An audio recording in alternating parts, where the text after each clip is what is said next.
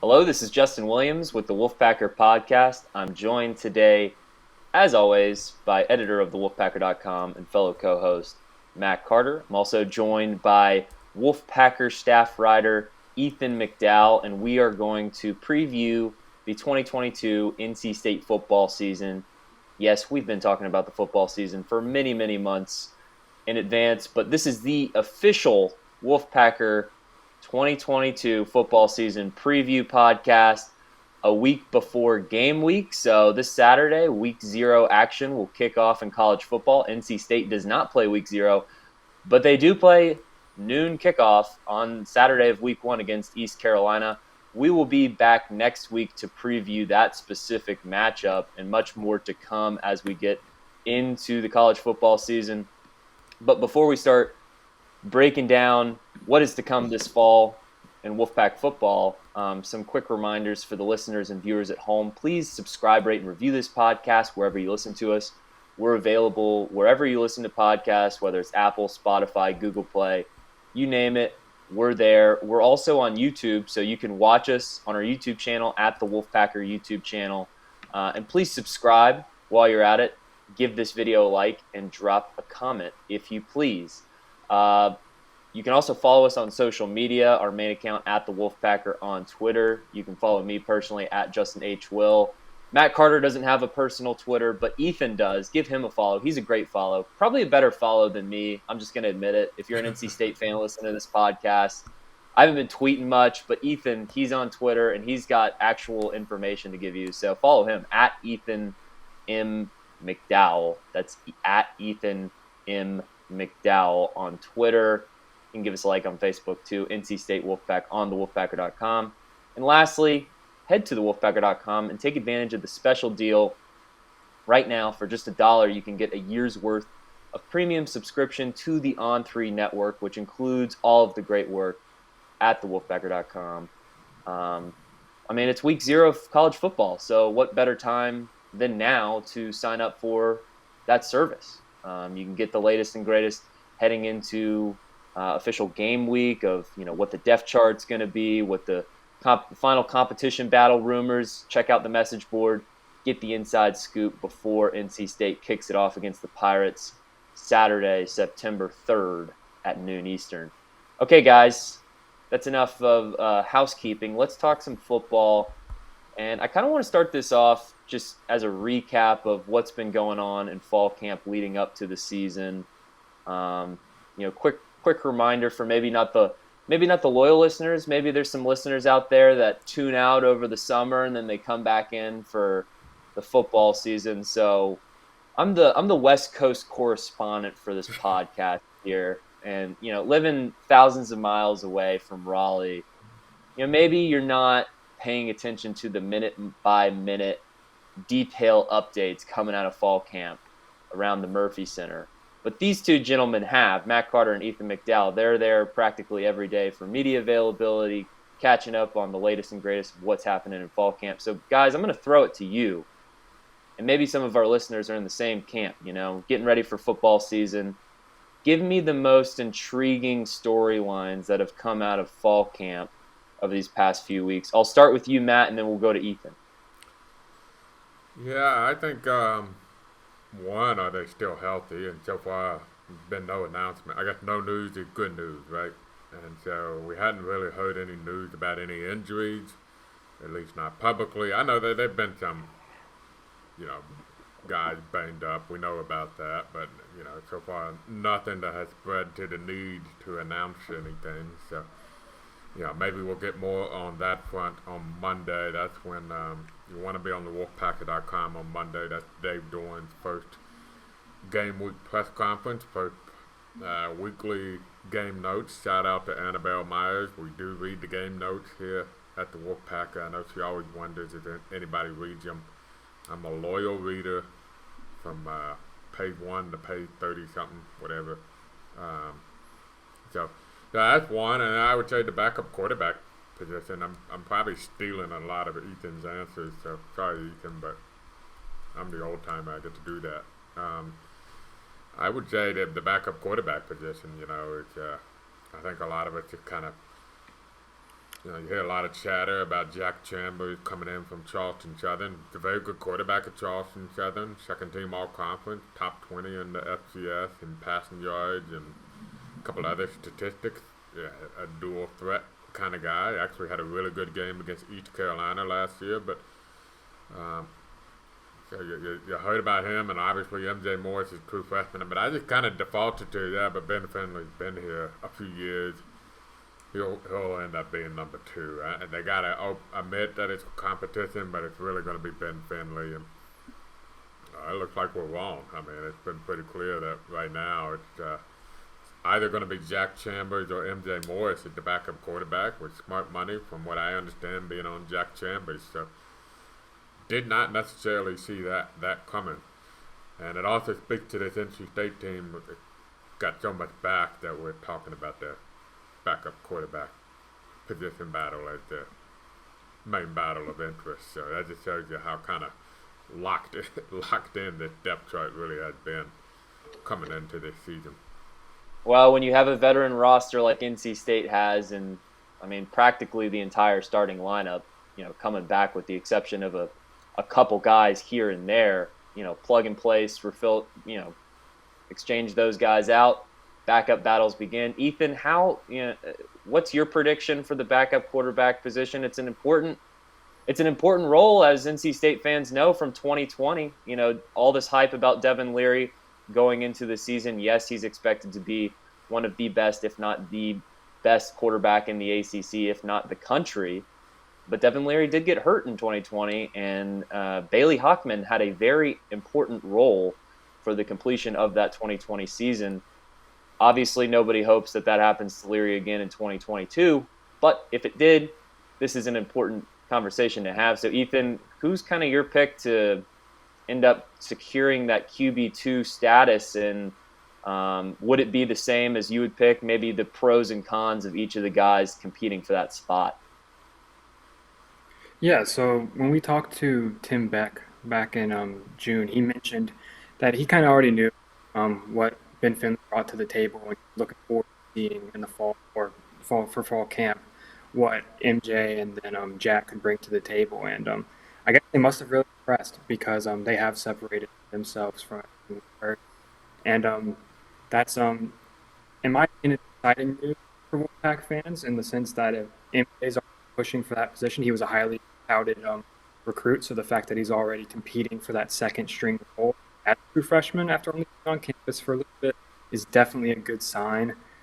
That's exciting. Obviously, Jack was a little bit of an unknown coming in, transfer from Charleston Southern, put up great numbers there in an air raid offense that is a lot different from what we're going to hear. But Matt talked to him last week, and he's starting to pick up NC State's offense pretty well, and apparently well enough that Tim Beck's happy enough to consider him one of the people in the running for the backup quarterback spot. I do think he'll end up winning out the job, and especially, hopefully, the backup quarterback won't have to play meaningful snaps this year. But if something was to happen here, I feel like they'd probably be more inclined to change those reps instead of burning more his red shirt.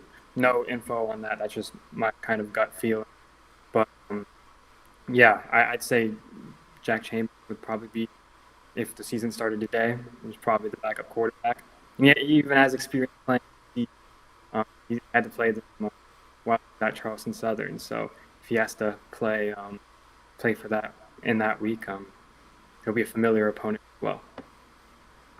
Well, on my connection, hopefully our listeners were able to hear everything that you said clearly. You were a little bit, the internet connection might have been coming in and out a little bit on your answer there, Ethan. So I don't know if Matt had the same thing. Hopefully our listeners heard him correctly, but I'm going to throw it to Matt just to kind of close out this conversation on Jack Chambers. So the deal with Jack Chambers, how much time did he play at Charleston Southern? Do you think this might be just an experience move in terms of if something were to happen to Devin Leary?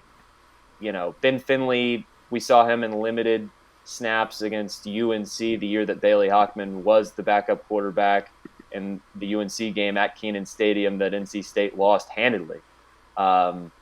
but Ben Finley, that's really been his only in-game action to this point. A couple series in Chapel Hill.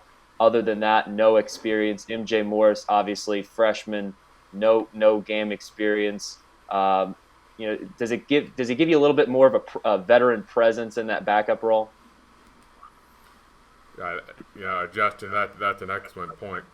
Um, I think that's a very real. I mean, I think Dave Dorn told us, Ethan can correct me, that they part of the thinking of getting Jack Chambers was, they felt like they were a little young, a little inexperienced at the backup quarterback position. And they were kind of fortunate that he agreed to walk on. Now, what's curious is I'm not 100% sure if he has 1 year or 2 years left. If he had 2 years left, it even makes more sense. The guy can add to the quarterback competition post Devin Leary. I think we all assume this is Devin Leary planning on this being his last season at NC State. He is a fifth-year guy, even though he's technically listed as a redshirt junior. He's been in school for 5 years.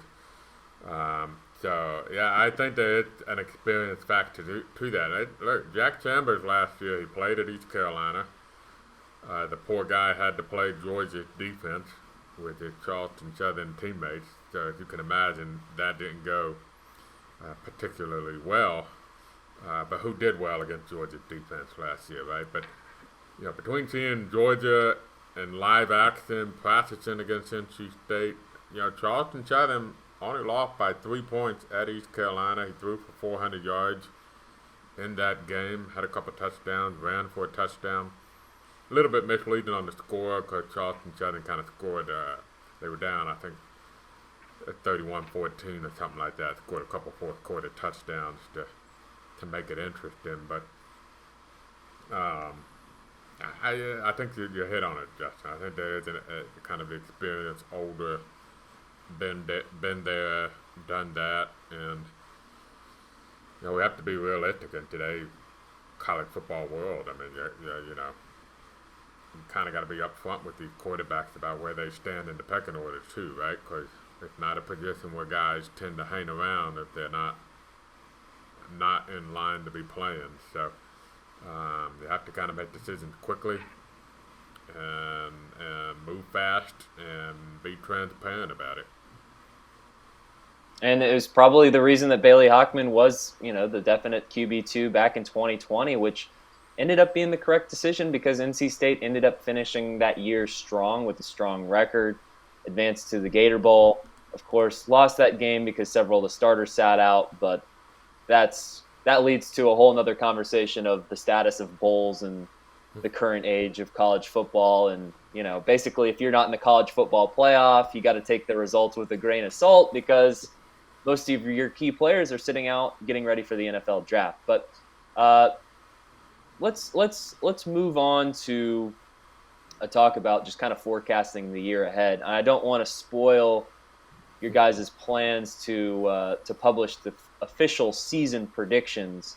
That'll be coming up in this next week or so here, and you can find that at thewolfpacker.com. Matt Carter and Ethan McDowell are going to give their official regular season record predictions for NC State.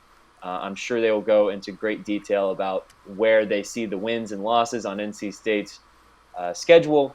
But maybe a good way to talk about this is to look at the over-under win total for NC State in the eyes of the Vegas casinos.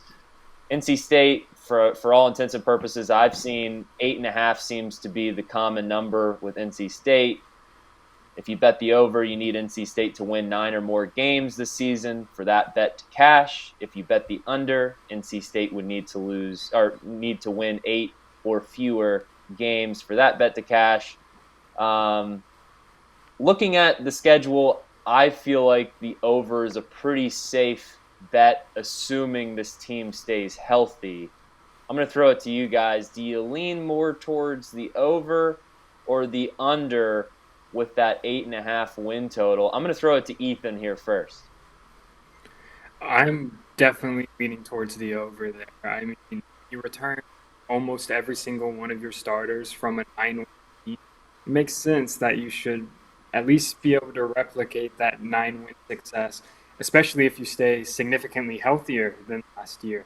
I mean, You have a star quarterback who's going to be a high NFL draft pick, hopefully. You have a defense full of NFL draft picks. That when you combine that with the out schedule that doesn't have any other ranked opponents, I think you're in a pretty good spot to hopefully hit that 9 win mark. And I know everyone in that building is hoping to get to 10. So they can, of course, do what very few NC State football programs have done before. Matt, are you also on the Overs Club? Is this an Overs podcast? Well, first of all, I believe Ethan's already officially put out at least one nugget of information because he actually went to ACC kickoff, right, Ethan? And you published. So did you had NC State winning the division, right? Yeah, I filled out my media batch, and I picked NC State to win the entire conference, actually. So I I know I'm new here, but I'm very, very optimistic about NC State's chances going into uh, the Strong Ravens. move Oh, by the rookie. Strong move by the rookie to get in the good graces of the message boards in year one. I was hoping you would go over on 9.5. I mean 8.5 if you had him win him. I'm going to join Ethan. Um, I think 9.5 would be a better over and under personally. Because there are some tricky games which we'll talk about here, kind of. Yeah, the two game to end the year could be very, very tricky. Louisville and UNC. You do have kind of Florida State in a very tricky spot coming to Raleigh just after you played Clemson in what may be the epic college game day, prime time ABC game the week before. So there are some landmines. Going to East Carolina, you know how many times NC State's won in Greenville? Once in program history. So it shouldn't be that way this year. It shouldn't. I mean, it should be a pretty sizable difference in talent, but there might be some demons in Greenville that are on the level of what NC State has to experience in Winston-Salem. You never know. So there are some potential landmines, but what gives me peace of mind that this is an old NC State football team. They are so old. I mean, Justin's first full season was with 2020. That's this is the third season now, and I feel like Justin and I have been talking about the same names for going on our third season in a row. So that maturity factor, you would hope. I mean, they're so mature. They have 6 team captains this year. I had never seen 6 team captains on a team before. So that's why I feel better about taking the over on 8.5. I'd probably take it over on 9.5 too, to be honest. Yeah, I mean, there might be a little homerism involved. Of course, this is the Wolfpacker podcast, but it's important.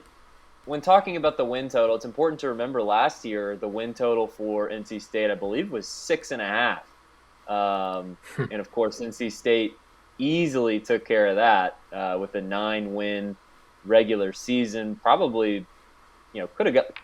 I mean, if we look back on the 2021 regular season, that Miami game, NC State could have won that game. The Mississippi State game, NC State could have won that game. So even in the games that they lost, they were still right in it and could have even beaten that win total by even more. It was a popular bet with many sharp college football bettors on the win total.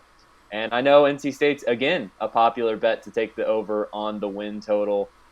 It's just, when you look at the national name recognition of a team like NC State, I think it's easier for Vegas odds makers to not have to put them at their true market value, because there's a lot of people, outside of the North Carolina area that are like, NC State, ranked 13, maybe I'm going to fade the preseason hype here, just kind of like a Texas or a USC where, their win totals are super high and it's kind of based on speculation. NC State's is not based on speculation. It's based on a body of work the past 2 seasons of 2 strong seasons and most of those guys coming back. Now, you mentioned the landmines in the schedule, Matt. I think it'd be a fun little exercise for us to go around and talk about where those landmines are. Maybe the most potent landmines that you can see sitting here before the 2022 season kicks off. I think we're all in agreement on this podcast that the road game at preseason ranks number 4 or 5. I don't know off the top of my head, but they're top 5. Number 4, okay, Clemson. Yeah, of course. Though terrible season last year, but they're number 4 10 again. games last year. Yeah, but they didn't have much of an offense. They got quarterback problems. They need a quarterback. Well, I will believe the Clemson hype when I see DJ Uiagalelei or someone else step up and take advantage of that Clemson offense because they've clearly got weapons. They just had some of the worst quarterback play in the league last year. We'll see if they can turn the tides there. But what I was saying, I think we can all agree that the road game at Clemson is the toughest opponent waiting on NC State's schedule this year. So we're going to discount that game. Other than the Clemson game, where do you see NC State's truest test coming on the schedule? Ethan, I will start with you. So other than Clemson, which is an interesting case, because like you said, they don't have the star quarterback that they usually have. But the rest of the division this year and the rest of the ACC has really strong quarterback play pretty much across the board. And so State's defense is going to get quite a few tests this year. And one that particularly hurts me is the road trip to Louisville. That's the week before they face UNC, who knows what 10 wins or division implications that can have. And you have to travel to Louisville with their quarterback, Malik Cunningham, who's incredible. He's a complete quarterback who can really hurt you with his legs and hurt you through the air as well. And when you have as an electric quarterback as him, paired with Louisville, which is an underrated home atmosphere when their stadium is full. That game worries me a little bit, especially if the team is looking ahead a little bit towards that rivalry matchup with UNC. But yeah, I'd say that's probably the matchup that concerns me most, other than the trip to Death Valley. Okay, so we got one on the road game at Louisville, second to last game of the regular season. Matt, do you agree, or do you have a different opponent in mind? Yeah, I agree that Louisville definitely a landmine just because Malik Cunningham. I mean, look, I'm going to be real. I think Malik Cunningham, if everything goes right for Louisville, Malik Cunningham, we did a podcast with Eric McLean that will also be coming on the site soon from the ACC network. He said Malik Cunningham could be in New York at the end of the year for the Heisman Trophy ceremony. He's right. I mean, he's that electric.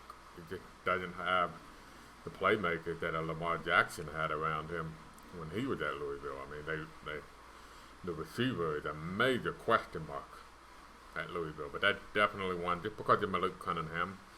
I know NC State fans don't want to hear this, but UNC could be a sneaky one because I actually think they have a lot of young talent that is returning.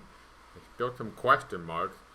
The biggest is can the quarterback hold up, and do they have a proven a guy who's going to prove himself at quarterback? But if they do get a guy who proves himself at quarterback, and some of these younger guys that kind of took their lumps last year actually get better, which is another question mark. That could be a sneaky one, but I'm kind of going to off the board here. I'm going to go with Florida State. I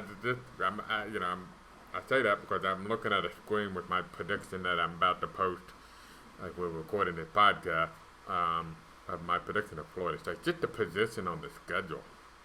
It's a week after the Clemson game. And I don't think Florida State has kind of turned the corner from subpar bad teams to starting to get back to respectability. They're not a good team. They're not going to be a great team. They're not going to be a really good team. But they've kind of turned that corner from no longer being bottom of the ACC, not a bowl team. I think that's my opinion. I think they've kind of they're getting within striking range of getting back to being one of those middle bowl teams. It's a process for them. I hope those fans understand it. They're not going to flip the switch and be a title contender again all of a sudden. But where Florida State is on the schedule concerns me because it's the Florida State team that did play Notre Dame to overtime last year. They did beat UNC in Chapel Hill last year. Did they beat Miami? Or did Miami beat them? I know it was the last second game last year. Florida State. Yeah. I think Miami won. Yeah. So, and they got a quarterback when he starts, he wins more than he lost. And you got to remember, NC State did not play against Jordan Travis last year because they had a flu bug that went through the team. And there was a big difference between Jordan Travis and, was it Mackenzie Morgan or something like that at the backup quarterback. So that's my sneaky game to watch. Florida State, just because of where it is on the schedule. It is in Carter Finley Stadium, which is like the house of horrors for Florida State. I get that, but that's my sneaky landmine to watch. Otherwise, I kind of agree with Ethan. Louisville probably the most credible, after Clemson and Wake Forest. That would probably, we all know Wake Forest, if Sam Hartman's healthy, will be a tricky game too. Well, I like those picks. Florida State and Louisville, the common denominator is you have a very skilled dual threat quarterback on the other end that can burn you. Can straight up burn you. And look back a couple seasons ago when NC State played Miami at home in Carter Finley Stadium, and De'Aaron King went off and had probably the best game of his college career on a Thursday night against NC State. NC State lost that game by just a field goal. Played a strong game pretty much all around, just could not have an answer for De'Aaron King, and it's always dangerous when you face a team that's got a quarterback that is that skilled, which, and the same can be true on the other side. That's why NC State has so much respect going into this season, is because you don't want to see Devin Leary on the other sideline. He is a guy that has proven that he can burn you, and not only can he burn you for 60 minutes, he can really burn you in the last 2 minutes of the game with some of his late game heroics and just 2-minute drive efficiency numbers. I respect both of those picks. I think this NC State schedule is filled with landmines. When you look at the schedule as a whole, the Clemson game to me is the one game that I see NC State will be the for sure underdog going into. Other than that, I could see a scenario that NC State is favored in every single other game than the road game at Clemson. I kind of lean more towards Ethan's pick of at Louisville just because it's on the road, but I'm going to throw something else out there. And what I've been telling people about, I get asked a lot. NC State, preseason number 13, especially by people that aren't familiar or very in the know with ACC football and NC State. What do you think? What do you think about that preseason ranking? It makes me a little uneasy because being a follower of NC State for 25 years, it seems to be always the years that the expectations are high, that where the pain always seems to be the highest as well.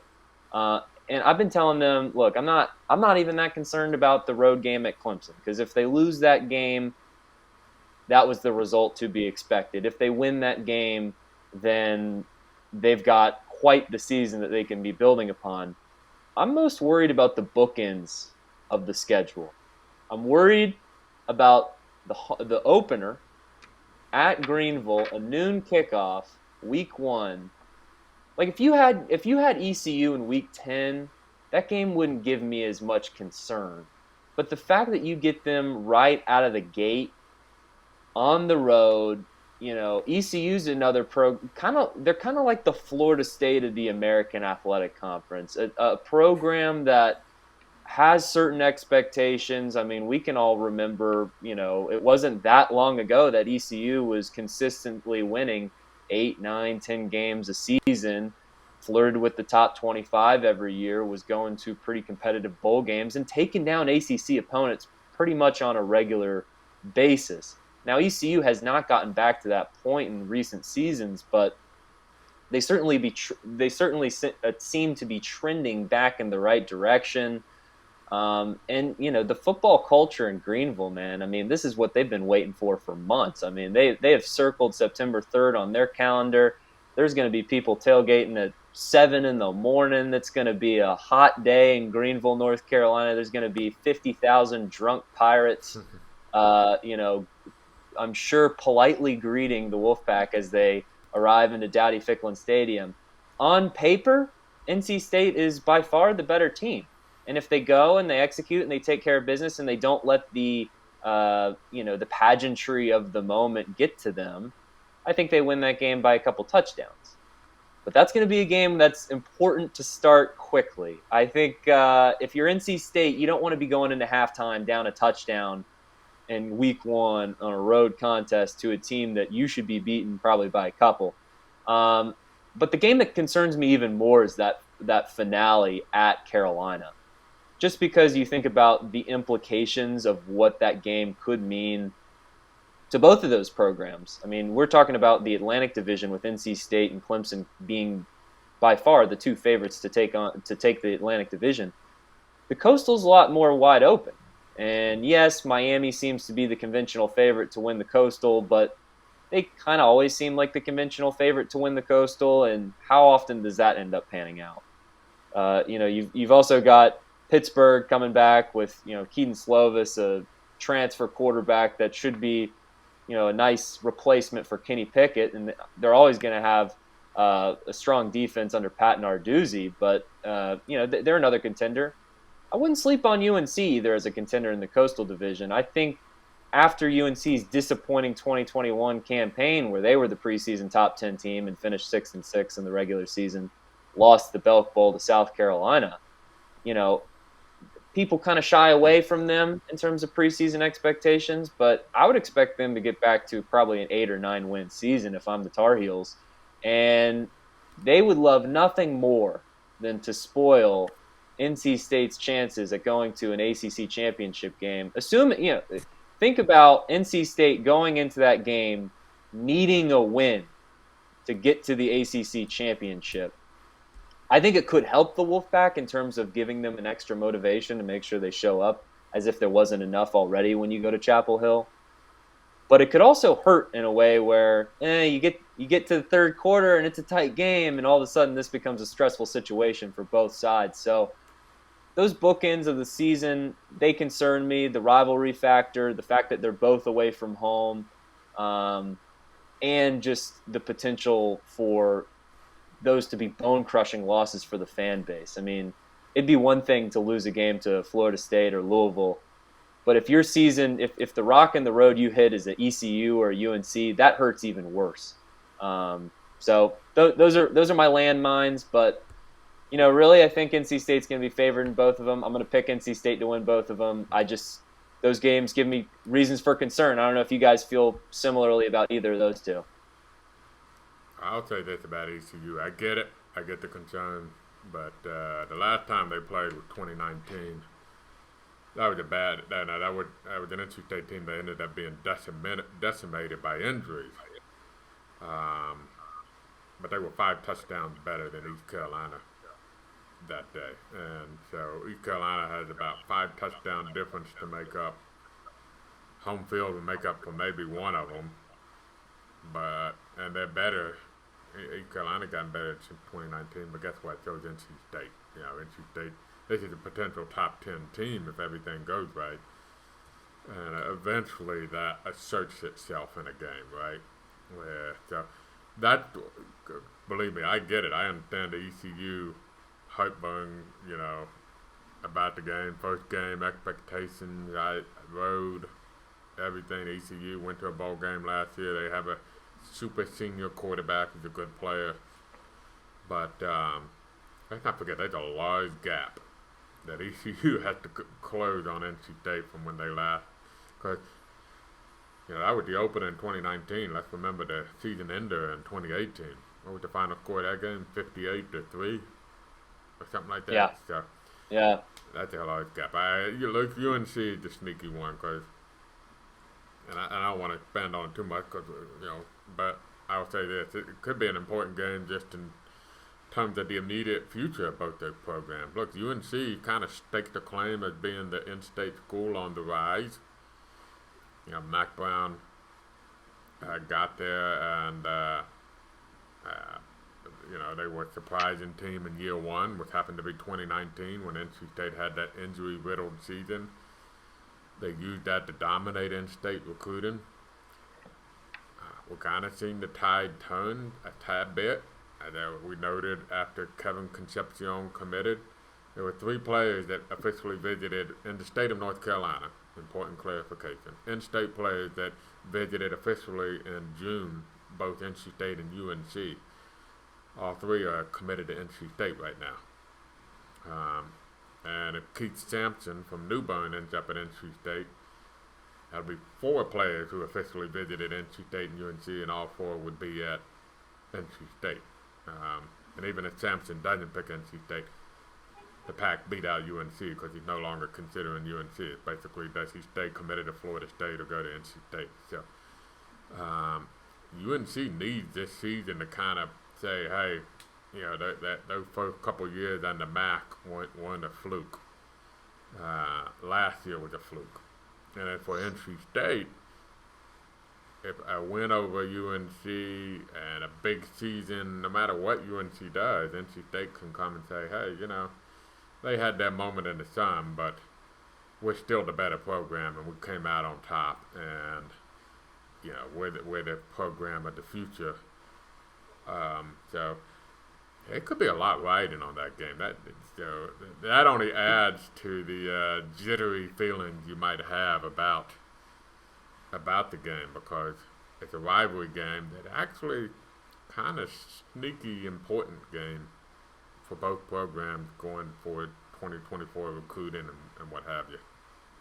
Let me ask you guys both this before we move on to our last topic and close out this podcast. Could you see those 2 teams running it back a week later in Charlotte after they finish the regular season in Chapel Hill? I can. I don't think so, but I can see it. I don't think it'll happen. Ethan? I think there's definitely 2 teams I'd put ahead of UNC before picking them to win the Coastal. But if Drake May, who was just named starter for them at quarterback, if he ends up being like 70% of what Sam Howell was for them and have an improved offensive line, maybe. But I know we say it every year. I had picked Miami in my preseason ballot. That happened every year. I do think they are equipped to compete in the Coastal. And then Pittsburgh, I think I'd pretty decidedly pick them over UNC as well. But it's possible. I'm with you there, but it's just the fact that we just saw Duke and UNC play in the Final Four. It's almost like fate has a funny way of working these things out. And wouldn't that just be the anxiety level in Raleigh if that were to happen? NC State's premier special season, an opportunity to win the first ACC championship since the 70s. And who do you have to beat? Oh, you got to beat UNC, the team that you faced the week prior in Charlotte. Well, last thing that I want to go around and ask you guys before we close out this podcast, I want some bold predictions for the 2022 season. They can be record related. They can be individual game based. They can be player predictions in terms of accomplishing a record or winning a end of season award, anything. But I want bold predictions from all 3 of us. I'm going to start with Ethan. Thank you. Okay, I have putting 2. the rookie on the spot. Yeah. You can give 2 out. I think Keon Lassane, he's a receiver for NC State. I think he's going to be the breakout guy at outside receiver. We watched him a little bit in a small bit of practice we did get to see at the beginning of camp, and he was electric. He had a couple really, really nice plays. It looks like he has a great connection going here. And the talent in that receivers room is honestly just I think a little underrated, and I think there's a few people who could really step up and make some noise there, especially catching balls from Devin Leary, which obviously helps. But I think he can have a really big year opposite of Devin Carter, and then also I think Davin Van's going to lead the team in sacks. I don't know how bold prediction that really is. Um, he had 4 last year after starting, I believe, the last 3 games. Um, and all the buzz out of training camp is that he's really sharpened his skills and he's ready for a big year. And I think he'll have one. All right, I like both of those, and both seem to be pretty bold. I mean, Keon Lassane maybe a little bit bolder than Davin Van, but I mean, Davin Van's got some competition. Corey Durden's still on that defensive line. You still got Savion Jackson. You still got some dudes that could accumulate some sacks. And now, are you saying he's going to lead sacks on the defensive line, or he's going to lead the team in sacks? Because you've also got that strong linebacker group to worry about. Yeah, no, I'd say other than him, I'd be worried about or not worried, but I think Isaiah Moore could lead the team in sacks. When before his injury, he was leading the team in tackles for loss. Who says he couldn't lead the team in sacks this year? But I'm going with Davin Van. I'll say he's going to lead the entire team in sacks. I like it. Give the big fella some love. Okay, Matt, your bold prediction. I've given you time to compose your thoughts. Yeah, I feel like the rookie's showing me up by doing 2. Oh wow! I don't know. Well, I mean, necessarily. you can throw 2 out there if you want. No, I won't. Nobody's stopping you. Nope. I'm gonna go with 1.